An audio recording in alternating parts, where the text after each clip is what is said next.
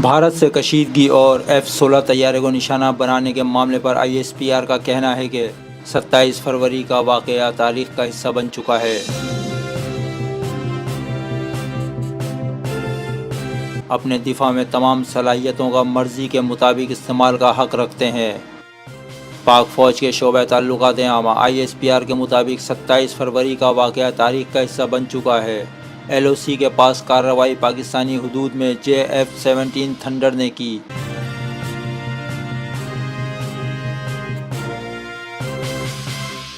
دو بھارتی طیاروں نے LOC کی خلاف ورزی کی تو انہیں نشانہ بنایا۔ ISPR کے مطابق بھارتی طیاروں کو F-16 یا JF-17 نے نشانہ بنایا۔ سوال بے معنی ہے۔ پاک فضائیہ نے دونوں بھارتی جہازوں کو اپنے دفاع میں مار گرایا۔ ISPR کا کہنا ہے کہ جب بھارتی جہاز آئے تو فضائیہ کے تمام جہاز بشمول F-16 فضا میں تھے۔ بھارت خواہش کے مطابق کوئی جہاز چن لے، نتیجے پر فرق نہیں پڑتا۔ اگر F-16 استعمال ہوا تب بھی دو بھارتی جہاز ہی نشانہ بنے۔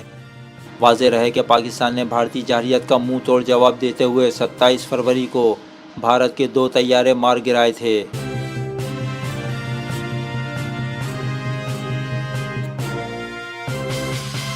ایک طیارہ MiG-21 کا ملبہ پاکستانی حدود میں گرا، جبکہ دوسرا جہاز Su-30 MKI بھارتی علاقے میں جا گرا تھا۔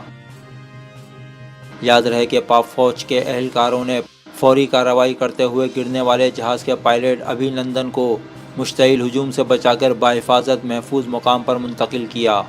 بعد ازاں ابھینندن کو جذبہ خیر سگالی کے تحت رہا کر دیا گیا تھا۔